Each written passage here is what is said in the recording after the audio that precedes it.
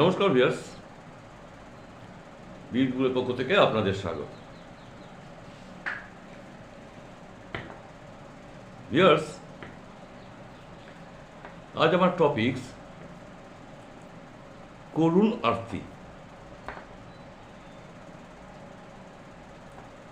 অর্থাৎ করুণ আরতি বলতে আমি যেটা বলতে চাইছি, ভিউয়ার্স, আমাদের বাড়ির আশেপাশে বা আপনার বাড়ির আশেপাশে এরকম কিন্তু বহু আর্তনাদ শোনা যায়। একটু কান রাখতে হবে, শুনতে হবে। বহু রকম আর্তনাদ। কীরকম? ধরুন, কোনো ব্যক্তি মদ খেয়ে এসে তার মাকে মারছে, বাবাকে মারছে, বউকে মারছে, তারা বাঁচাও বাঁচাও বলে আর্তনাদ। আমরা কিন্তু ভিউয়ার্স, যেটা বাস্তব সেটাই বলছি, আমরা কিন্তু শুনেও শুনি না, বা শুনলেও এড়িয়ে যাওয়ার চেষ্টা করি। এটা ভুল হচ্ছে আমাদের। আলটিমেটলি বহু তরতাজা প্রাণ চলে যাচ্ছে। বৃদ্ধরা তো আর সুসাইড করে না, আত্মহত্যা করে না, তাদেরকে বৃদ্ধাশ্রমে পাঠিয়ে দেওয়া হয়। আর আমার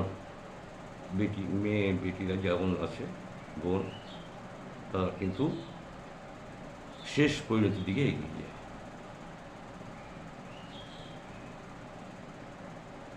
তাহলে আমাদের উচিত কি ভিউয়ার্স? আমাদের উচিত এদের পাশে দাঁড়ানো,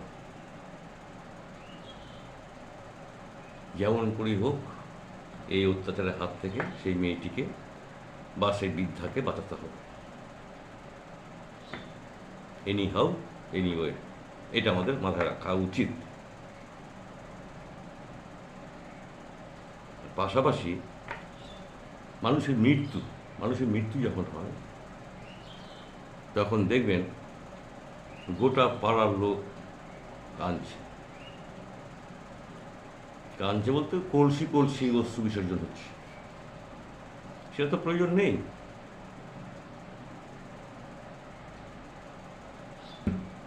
সেটা কি প্রয়োজনীয়তা রয়েছে? একটি মানুষ যখন মারা যাচ্ছে, সেটা তো আনন্দের খবর, ভালো খবর। অর্থাৎ সে আমাদের চিন্তা ভাবনা বা আমার গুরুদেবের চিন্তা ভাবনা অনুসারে সে ভালো জায়গায় পৌঁছে গেল। আমাদের সবসময় রেডি থাকতে হয় মৃত্যুর জন্য। ঈশ্বরের পায়ে সে আশ্রয় করে। ডেফিনেটলি তার যদি সাধন ভজন সঠিক থাকে, ডেফিনেটলি সে চান্স পাবে, সুযোগ পাবে। তাকে তো হাসি মুখে বিদায় দেওয়া উচিত আমাদের।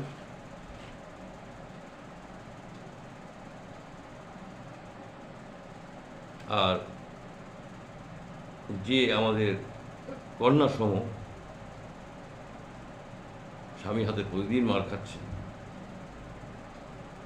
বাঁচাও বাঁচাও করে করুণ আরতি জানিয়েও নিট ফল জিরো, কেউ এগিয়ে আসছে না। তাদের পাশে দাঁড়ানো কি আমাদের উচিত নয় ভিউয়ার্স?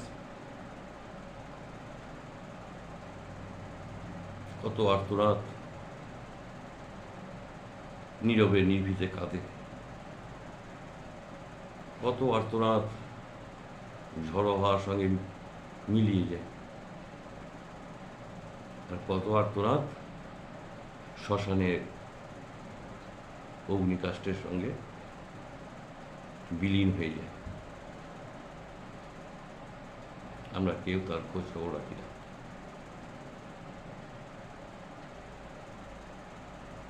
আমাদের ভিউয়ার্স রুখে দাঁড়াতে হবে। সমাজকে তো ফেরাতে হবে। আমরা প্রত্যেকে যদি প্রত্যেকের পাড়া বা প্রত্যেকের গ্রাম একটু নজর রাখি, তাহলেই যথেষ্ট। একটু নজর রাখতে হবে। যে অভিযুক্ত তাকে বোঝাতে হবে, কেন এরকম করছিস, না বুঝছে না, ধমকাতে হবে, চমকাতে হবে।